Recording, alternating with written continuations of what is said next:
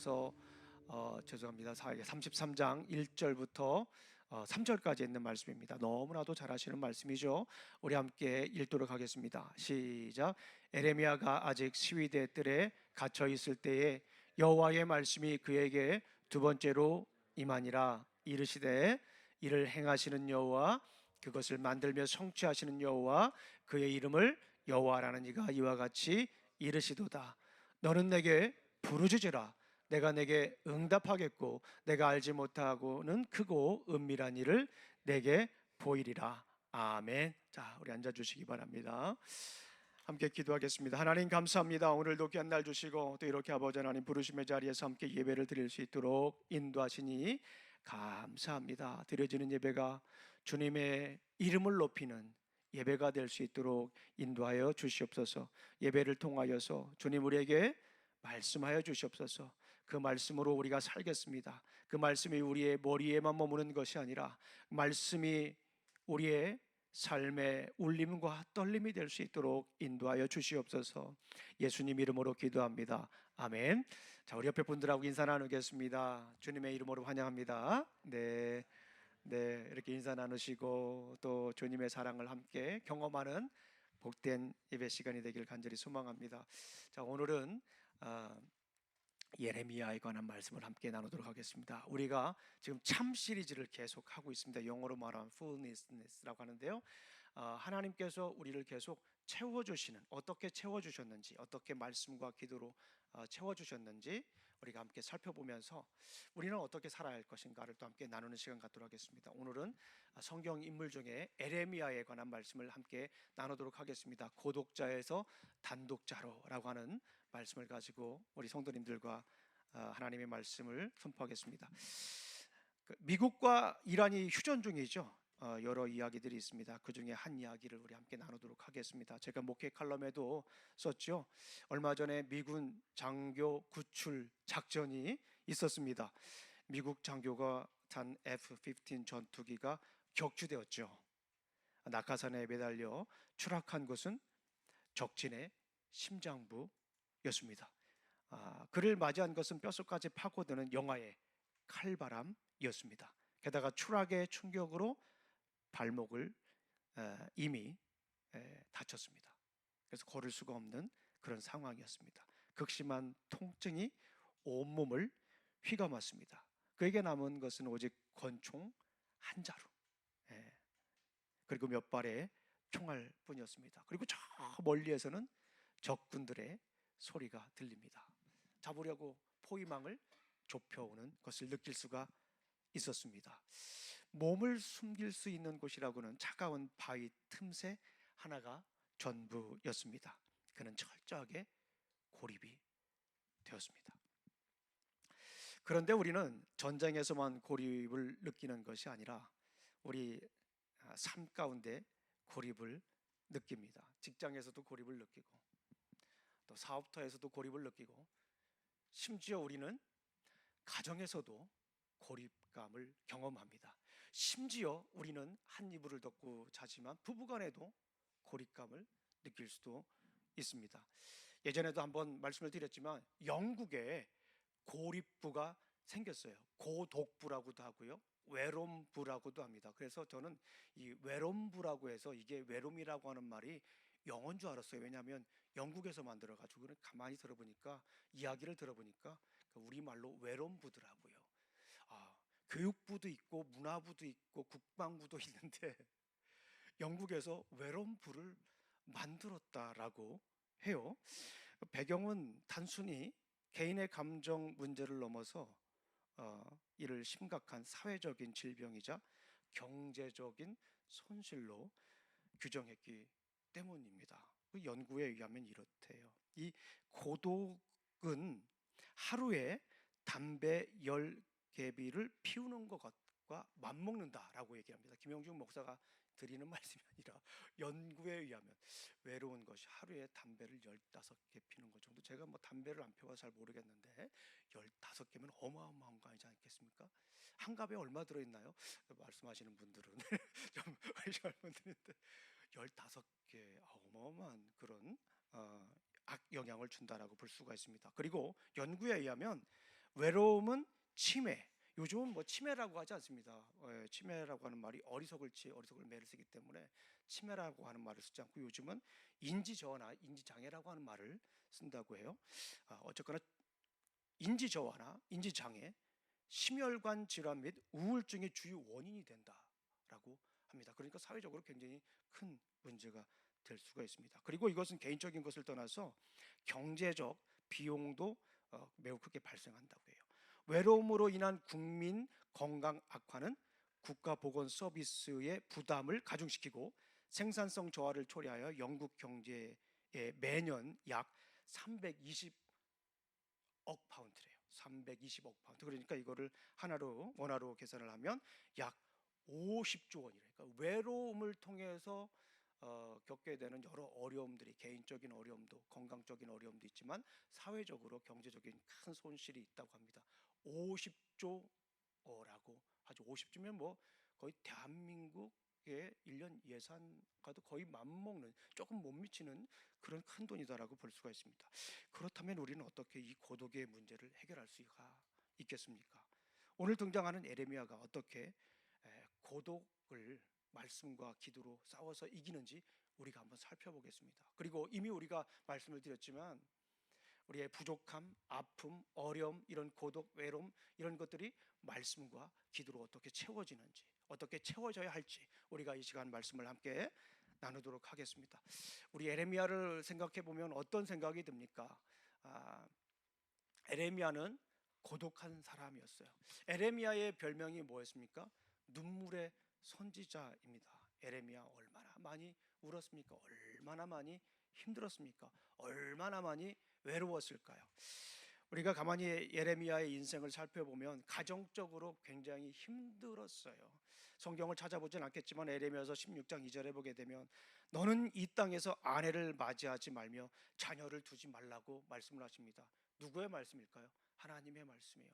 선지자인데 하나님께서 말씀하시는 거예요. 가정을 꾸리지 말라라고 하는 거예요. 얼마나 외로운 일입니까? 우리가 잘 아시는 것처럼 자녀들은 우리 그 가정의 소망이지 않습니까? 가정을 꾸리지 말라라고 하는 것, 결혼을 하지 말라라고 하는 것, 미래에 대한 소망을 두지 말라는 얘기도 될 수가 있어요. 고립감을 누릴 수가 있죠. 에레미야는 어떻습니까? 고향과 친족의 배신이 있었습니다. 에레미야서 12장 6절을 보게 되면 너는 내 형제들과 아버지의 집이라도 너를 속이며 그들을 믿지 말지니라. 에레미야의 고향이 어디죠? 아나돗이라고 하는 곳이에요. 아나돗이라고 하는데 거기에 갔을 때 사람들이 어떻게 합니까? 고향에 오래간만에 가면 사람들이 막 반겨주면 얼마나 좋습니까? 그런데 이 아나돗이라는 곳에 갔는데 동네 사람들이 오해해서 에레미야를 죽이려고 합니다. 가끔 한국을 방문해 보면 한국의 고향에 가잖아요. 친지들을 만나잖아요. 얼마나 많이 충정받고 오는지 몰라요. 가족의 사랑, 동네 분들의 그 사랑, 그 흐뭇하게 바라보는 그 미소, 격려, 얼마나 큰 힘이 됩니까? 그 충전 받아가지고 또 미국에서 또 열심히 살아가는 분들이 계시지 않습니까? 꼭 한국 가지 않더라도 가까운 친척들을 통해서 얼마나 많은 큰 사랑을 받아요. 그런데 고향에 갔는데 고향 사람들이 죽이려고 해요. 그 눈빛 평생 잊지 못할 거요. 그 시니컬한 미소 평생 잊지 못해요. 아픔이 돼요. 상처가 됩니다. 그렇게 에레미야는 가족으로부터 고립이 되고 친지들로부터 어떻게 보면 사회적으로부터 고립이 되는 모습을 볼 수가 있습니다.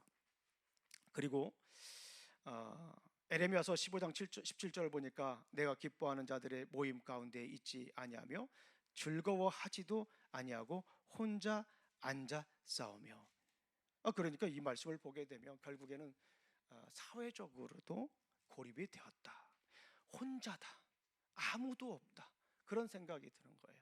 우리 사랑하는 성도님들 가끔 그런 생각 해보시지 않나요? 저만 그런 생각하나요?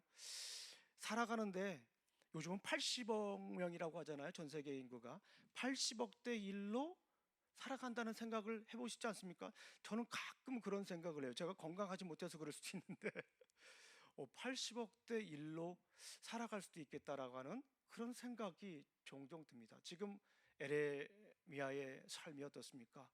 더 구체적으로 살펴보진 않아도 에레미야는 지금 굉장히 외로움에, 고립감에, 고독한 삶을 살아가고 있다라고, 소외된 삶을 지금 살아가고 있다라고 하는 거예요. 그런데 그 고립감과 그 소외된 삶은 사람으로부터 끊어진, 분리된 그런 상황이었지만 일종의 광야로 가는 시간이었다라고 볼 수가 있습니다. 왜냐하면요, 그 외로움과 고립으로 끝나는 것이 아니라 이 에레미야는 기도와 말씀으로 채워지는 모습을 볼 수가 있어요. 우리 성경을 한번 보도록 하겠습니다. 자, 기도로 채워지는 예레미야의 모습을 우리가 함께 살펴보겠습니다. 우리 한번 에레미야서 12장 3절 말씀을 한번 보겠습니다. 우리 에레미야서 12장 3절 말씀. 에레미야를 한번 펴보세요. 네, 우리 성도님들은 성경책을 다 가져오셨어요. 이렇게 성경을 펴는 소리가 얼마나 저에게는 큰 감동인지 몰라요. 네, 자, 우리 에레미야서 12장 3절 말씀을 함께 같이 읽어보겠습니다. 시작. 여호와여, 주께서 나를 아시고 나를 보시며 내 마음이 주를 향하여 어떠함을 감찰하시오니. 배신의 상처 속에서도 에레미야가 하나님께 뭐 하는 거예요? 기도드리는 모습을 볼 수가 있어요. 그냥 고립되고 아프고 슬픈 것이고 주저앉는 것으로 끝나는 것이 아니라 에레미야는 어떻게 해요? 하나님께 기도합니다. 주를 향하여 어떠함을 감찰하시오니, 주께서 나를 아시고. 힘들고 어려울 때, 특별히 고립감을 느낄 때, 외로울 때, 고독할 때, 정말 혼자 살아가는 것이 이 세상을 80억 대 1로 살아가는 듯한 느낌이 들 때 우리는 이런 기도를 해야 돼요. 하나님, 저를 아시지요. 하나님, 형중이를 아시지요. 하나님, 데이빗을 아시지요. 우리 하나님, 재성이를 아시지요. 하나님께 기도하는 거예요. 이 나에다가 우리 성도님의 이름을 넣어서 하나님께 기도할 때 하나님께서 채워주시는 줄로 믿습니다. 자, 그리고 에레미야는 두려움을 내려놓는 기도를 합니다. 우리 에레미야서 17장 17절 말씀을 한번 보겠습니다. 자, 좀 뒤로 넘겨서 에레미야서 17장 17절 말씀을 우리 함께 읽어보겠습니다. 에레미야는 배신의 상처 속에 살았어요. 그 속에서도 하나님께, 하나님, 저를 아시지요? 에레미야를 아시죠? 하나님께 기도로 나아갔습니다. 그리고 에레미야가 어떻게 했습니까? 너무나도 두려웠어요. 네, 우리 한번 읽어보겠습니다. 우리 에레미야서 17장 17절 말씀이요. 시작. 주는 나에게 두려움이 되지 마옵소서. 재앙의 날에 주는 나의 피난처시니다. 그래요. 두려울 때 뭐라고 기도했습니까? 주님은 나의 피난처십니다. 내가 피할 곳입니다. 우리가 힘들고 어려운 일이 있을 때, 누군가 얘기하고자 하는 사람도 없을 때, 할 수 있는 사람도 없을 때, 세상 사람들은 세상의 것으로 찾아가요. 그러면서 더 큰 어려움을 겪게 되잖아요. 우리가 힘들고 어려울 때, 고립감을 느낄 때, 외로울 때, 나 혼자라는 생각이 들 때 어떻게 해야 돼요? 두려움이 생기잖아요. 하나님께 기도하며, 주님은 나의 피난처이시지 않습니까? 그 기도가 주님께 가까이 가는 기도예요. 하나님, 저를 아시지요? 하나님, 주님은 나의 피난처이시지 않습니까? 내가 피할 곳이지 않습니까? 언제나 찾아갈 수 있는 곳이지 않습니까? 우리 학생들도 어려움이 있어요. 외로움이 있어요. 가만히 보니까 학생들이 요즘 왕 따라가는 거 있잖아요. 분리하는 거 굉장히 심하더라고요. 한국만 있는 것이 아니라 미국도 있고 전 세계 어디나 다 있는 것 같아요. 우리 학생들도 그런 외로움이 있을 때, 두려움이 있을 때 누가 옆에서 항상 지켜주실까요? 우리 주님이 함께 하십니다. 그런데 그거는 가만히 있으면 느끼지 못해요. 우리가 주님께 기도할 때 느낄 수 있어요. 주님, 저를 아시지요? 주님은 저의 피난처이십니다. 이 한마디의 기도가 주님과 가까워지는 시간이에요. 이 한마디의 기도에 능력이 있는 거예요. 에레미야가 지금 그렇게 하고 있지 않습니까? 억울함을 하나님께 맡기는 거예요. 우리 에레미야서 18장 19절 말씀을 읽어보겠습니다. 에레미야는 고독한 인생을 살았어요. 외로움으로 살았어요. 눈물의 선지자예요. 그런데 하나님께 그는 기도로 나아갑니다. 우리 18장 19절 말씀입니다. 시작. 여호와여, 나를 돌아보사 나와 더불어 다투는 그들의 목소리를 들어보십시오. 하나님께 기도하는 거예요. 하나님, 이 소리가 들리지 않습니까? 하나님, 이 억울함 얼마나 억울한지 하나님, 주님 아시지요? 제가 하나님 앞에서 얼마나 하나님의 말씀을 신실하게 전했는지 아시지요? 세상의 희망 선지자들은 2, 3년 포로될 것이라고 얘기하는데 하나님이 예레미야에게 얘기했어요. 70년 포로될 것이라고 얘기를 했어요. 하나님께서 받은 말씀이기 때문에 예레미야는 70년 포로된다라고 선포했어요. 그러니까 많은 사람들이 들고 일어나는 거예요. 70년은 너무 안 가지냐? 거짓 선지자 아니냐? 많은 선지자들이 포로는 되는데 2, 3년 될 거다. 하냐나라고 하는 그런 선지자들은 2, 3년만 잠깐 될 거야. 많은 사람들이 그 세상의 이야기를, 거짓 선지자의 말을 따라갔어요. 그리고 사람들은 에레미야를 핍박했습니다. 구덩이에 집어넣어서 죽이려고까지 했어요. 그런 외로움 속에서 하나님께 기도할 때 하나님께서 기도로 하나하나 채워주시는 그런 모습을 볼 수가 있습니다. 고뇌는 기도의 깊이가 된다라고 하는 거예요. 가만히 이렇게 보니까 우리 성도님들 정말 기도하시는 분들이 있어요. 간절하게 기도하시는 분들이 있어요. 어떤 분들일까요? 외로울 때, 힘들 때, 슬플 때 간절히 기도해요. 우리 코비드 19 때 어땠습니까? 기도하잖아요. 하나님은 이 기도를 원하시는 거예요. 우리가 평안하게 사는 것도 굉장히 중요해요. 그런데 우리 주님이 더 원하시는 것은 기도하는 걸 원하셔요. 그래서 환경을 바꾸시기도 하시고 계획했던 것을 틀어놓기도 하시고 그러시는 거예요. 그때 우리는 알아야 돼요. 내 인생이 왜 그럴까? 내 팔자가 왜 이럴까가 아니라 그때 하나님께 기도하는 때예요. 그때 하나님께서 기도로 채워주시는 줄로 믿습니다. 자, 그리고 에레미야는 말씀으로 채워졌어요.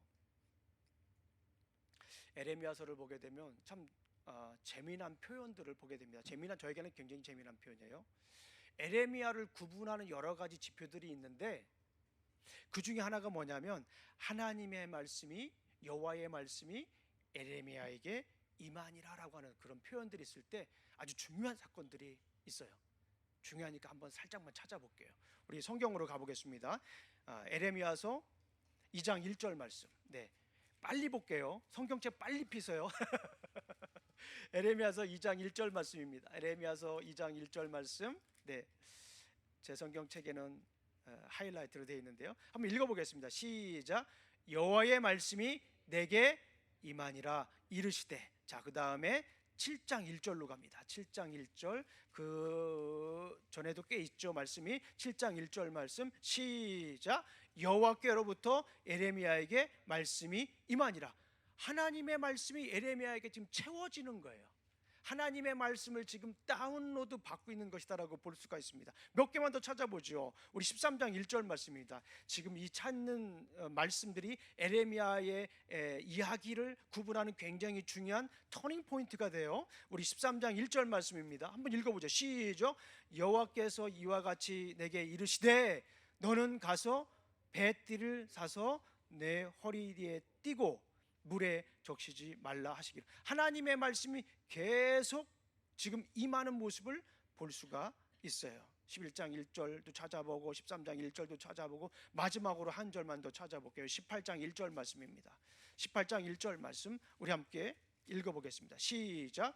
여호와께로부터 에레미야에게 임한 말씀에 이르시되. 하나님의 말씀이 계속해서 지금 에레미야에게 임하는 거예요. 하나님의 말씀으로 채워지는 거예요. 우리가 살펴봤지만 에레미야의 지금 상황이 어떻습니까? 너무나도 고독해요. 그냥 생각만 하면 눈물이 막 나는 거예요. 눈물이 막 들줄. 오죽하면 예레미야의 이름을, 별명을 눈물의 선지자라고 했을까요? 사람들은 잡아 죽이려고 하죠. 그렇게 친했던 동네 사람들도 가니까 다 배신을 하죠. 큰 상처입니다. 가족도 뭐 결혼도 하지 말라고 그러지, 애도 낳지 말라고 그러지. 하나님 이게 뭐냐라고 따질 수 있는 그런 상황이잖아요. 누가 봐도. 그런데 지금 에레미야는 그런 상황 속에서도 말씀으로 좀 채워지고 있다는 거예요. 우리 성경 에레미야서 15장 16절 말씀을 찾아보겠습니다. 15장 16절 말씀 한번 읽어보겠습니다. 시작. 만군의 하나님 여호와시여, 나는 주의 이름으로 일컬음을 받은 자라. 내가 주의 말씀을 얻어 먹었사오니 주의 말씀은 내게 기쁨과 내 마음의 즐거움인 거예요. 하나님의 말씀이 내게 임하니까 어떤 거예요? 사람들은 이 말씀을 선포했을 때 자기를 죽이려고 해요. 배신해요. 상처 줘요. 거짓 선지자라고 합니다. 그런데 에레미야에게 어떻습니까? 그 말씀이 임할 때 에레미야는 그 말씀이 기쁨이 되었다라고 하는 거예요. 말씀을 먹는 거잖아요. 말씀이 좀 충만하는 거잖아요. 거부할 수 없는 하나님의 말씀이에요. 우리 한 절만 더 찾아보죠. 뒤로 쭉 가서 오늘 읽었던 말씀이에요. 33장으로 가겠습니다. 에레미야서 33장 1절과 3절 말씀, 너무나도 중요한 말씀이죠. 기도하면 보인다. 우리 저녁에 기도하는데 이 말씀 붙잡고 기도하는 거예요. 네, 우리 33장 1절과 3절 말씀이에요. 자, 우리 한번 다 같이 한번 읽어보겠습니다. 여기에 밑줄이 안 그어 있는 분들은 집에 가서 3분간 회개 기도해야 돼요. 자, 우리 한번 읽어보겠습니다. 시작. 에레미야가 아직 시위대 뜰에 갇혀 있을 때에 여호와의 말씀이 그에게 두 번째로 임하니라. 이르시되 이를 행하시는 여호와, 그것을 만들며 성취하시는 여호와, 그의 이름을 여호와라는 이가 이와 같이 이르시도다. 너는 내게 부르짖으라. 내가 내게 응답하겠고 내가 알지 못하는 크고 은밀한 일을 내게 보이리라. 여기 너는에다가 내에다가 너는에다가 이 너에 해당되는 곳에 우리 성도님의 성함을 넣어서 한번 해보겠습니다. 시작. 형중이는 내게 부르짖으라. 내가 형중이에게 응답하겠고 형중이가 알지 못하는 크고 은밀한 일을 형중이에게 보이리라. 우리 각자의 이름을 넣어 다시 한번 더 크게 한번 해봐요. 시작. 형중이는 내게 부르짖으라. 내가 형중이에게 응답하겠고 형중이가 알지 못하는 크고 은밀한 일을 형중이에게 보이리라. 하나님의 말씀이 임하는 거예요. 지금 어느 때에 있습니까? 그 시위대 뜰이라는 거예요. 시위대 뜰. 시위대 뜰이, 말이 시위대 뜰이 제 감옥이에요. 지금 에레미야는 감옥에 갇혀 있다고요. 아까도 말씀을 드렸지만 하나님의 말씀을 제대로 선포하니까 사람들의 입맛에 맞지 않아요. 그래가지고 성난 사람들이 에레미야를 잡아다가 감옥에 집어넣은 상태입니다 지금. 그리고 나중에 알려주시겠지만 여호와킴이라고 하는 왕은 하나님의 말씀을 찢기도 하고 두루마리를 불태우기도 하잖아요. 그런 상황이에요. 이런 상황 속에 하나님께서 에레미야에게 말씀하시는 거예요. 이를 만드시고 행하시는 여호와라고 하나님께서 말씀하시잖아요. 그 여호와가 너에게 이르노라. 하나님의 말씀이 지금 채워지는 거예요. 그런 다음에 하라고 하는 명령이 뭡니까? 너는 내게 부르짖으라. 하나님의 말씀이 채워질 때에 하나님께 기도하라라고 하는 거예요. 우리가 신년 예배 때 제가 이 말씀을 가지고 잠시 나눴는데요. 그때 제가 보여드린 사진이 하나 있었어요. 혹시 기억하시는 분 있어요? 예, 기억 못 하시니까 제가 말씀 다시 한번 드릴게요. 제비 사진 보여드렸잖아요. 제비. 옛날에 제가 시골에 살 때 제비 보니까 제비 새끼들이 여러 개 있어요. 그런데 어미 제비가 새끼 제비에게 밥을 주는데 입을 크게 벌리는 새끼에게 밥을 주더라고요. 그 생각이 났습니다. 우리 성도님들은 다 제비예요. 그 제비인데 우리 성도님들이 어떻게 해야 돼요? 주님께 입을 크게 벌려야 돼요. 어떤 분들은 그래요. 기도하면 이루어집니까? 응답합니까? 안 들어주던데? 라고 하시는 분들이 있어요. 간절하게 한번 기도해 보십시오. 하나님께서 반드시 응답하십니다. 입을 크게 벌려서 응답하세요. 기도하는 응답받는 방법을 제가 말씀을 드리면 응답하실 때까지 기도하세요. 크게 기도하세요. 하나님이 기쁘게 받아주실 줄로 믿습니다. 지금 우리가 보게 되면 계속해서 지금 말씀으로 채워지는 거예요. 에레미야서를 보면 너무나도 재밌어요. 에레미야서가 1장부터 쭉 50장까지 있잖아요. 어려워요. 제가 예전에 신학교에서 Teaching and Preaching the Book of Jeremiah라고 하는 클래스를 강의한 적이 있어요. 너무나도 감동적이었습니다. 이야기로 풀어내기가 너무 힘들어요. 저는 제 전공이 이야기에 관련된 거기 때문에 이야기로 뭔가를 풀려고 노력을 해요. 예언서도 이야기로 된 거를 이야기로 풀어내려고 노력을 해요. 에레미야서는 앞에 부분은요 이방인 천둥번개가 막 쳐요. 그리고 후반부에는요 앞에 부분 예루살렘이 막 포위되고 막 천둥번개가 치는 듯한 느낌이 들고요.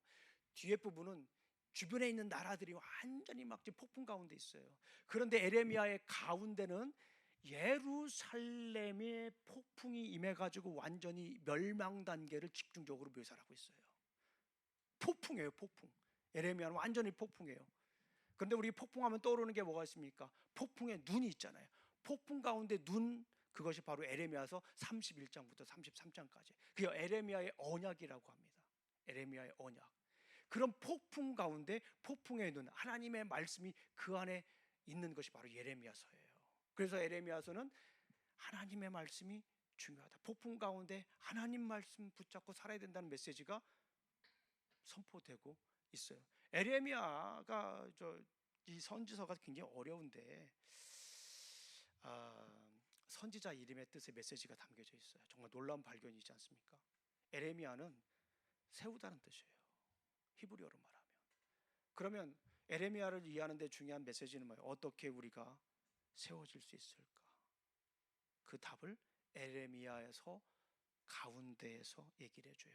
31장부터 33장까지 에레미야에 맺은 새 언약, 말씀으로 새로, 말씀 안에 있을 때 우리가 세워진다라고 하는 메시지가 선포돼요.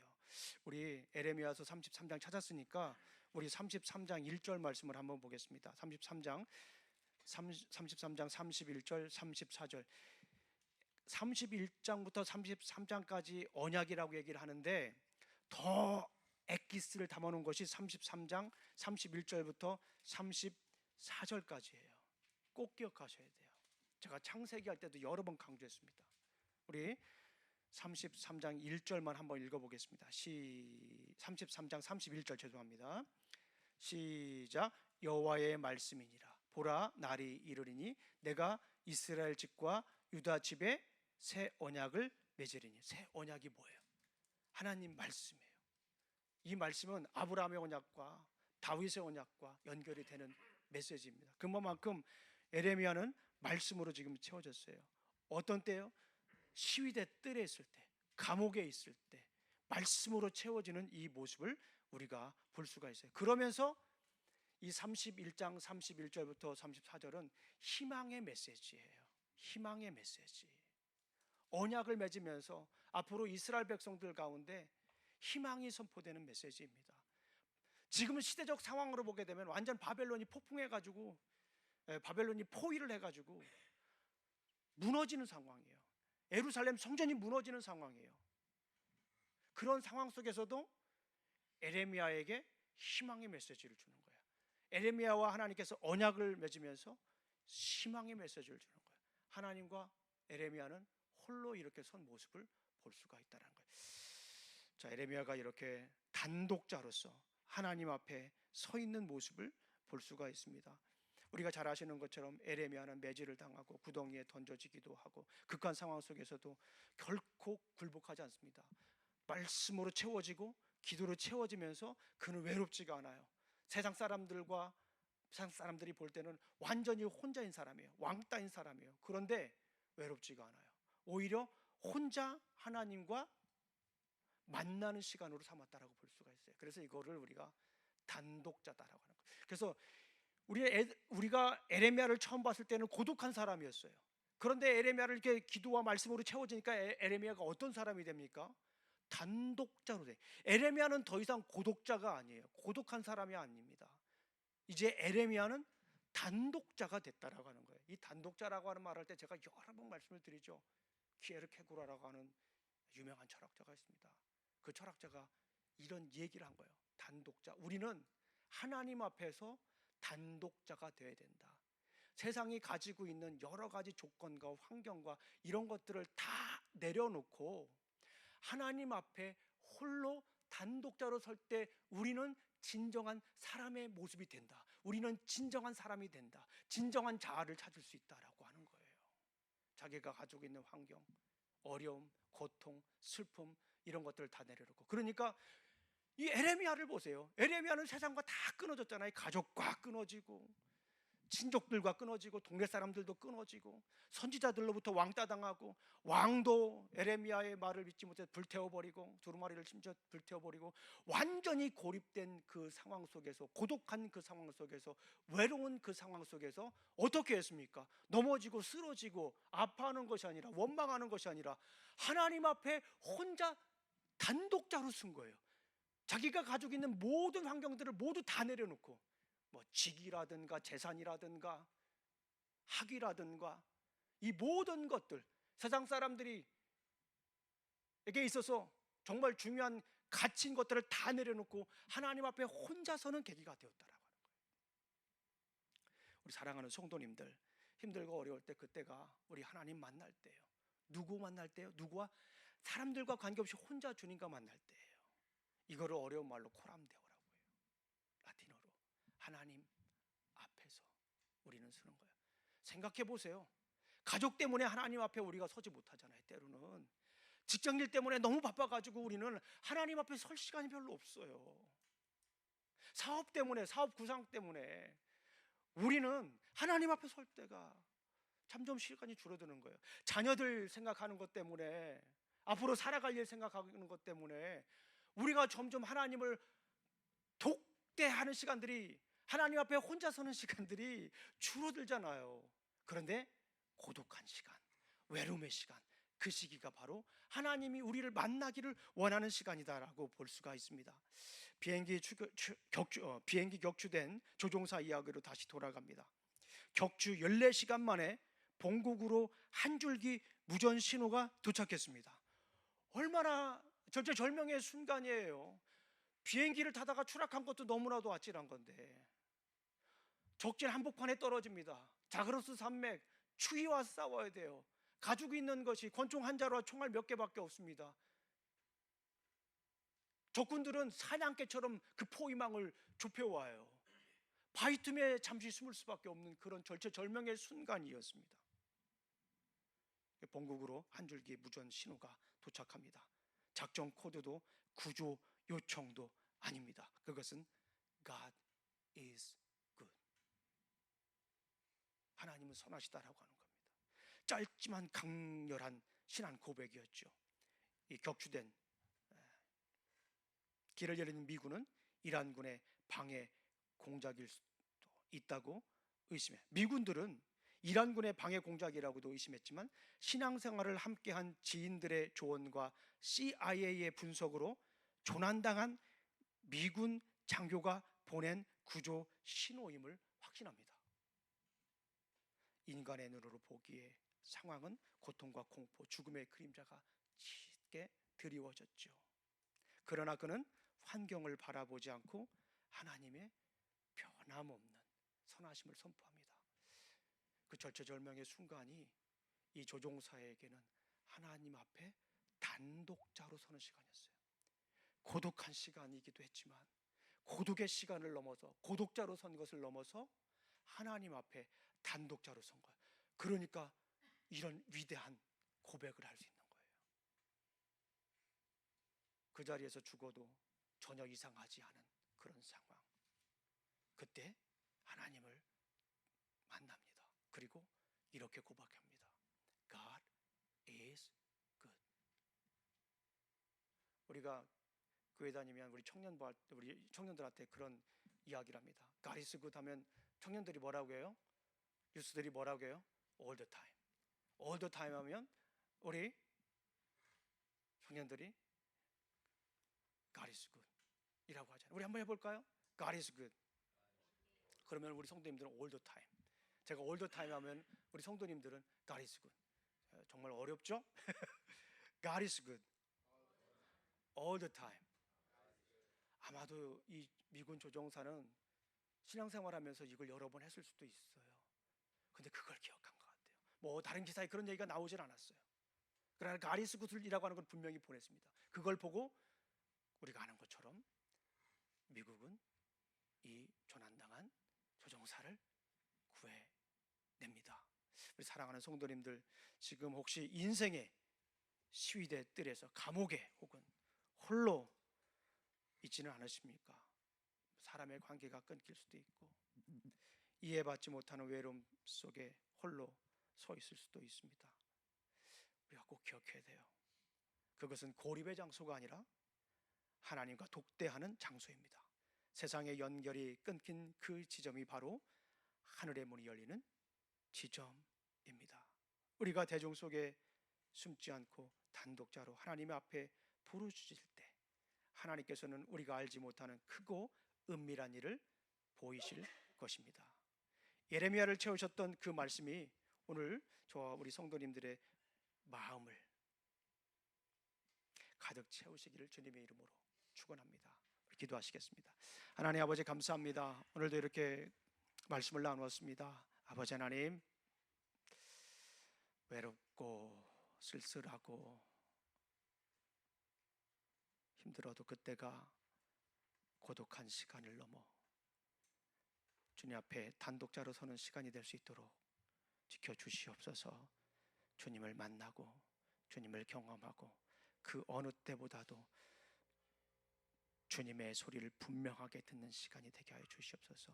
그 어느 때보다도 주님이 보여주시는 곳을 분명히 보는 시간이 될 수 있도록 도와주시옵소서.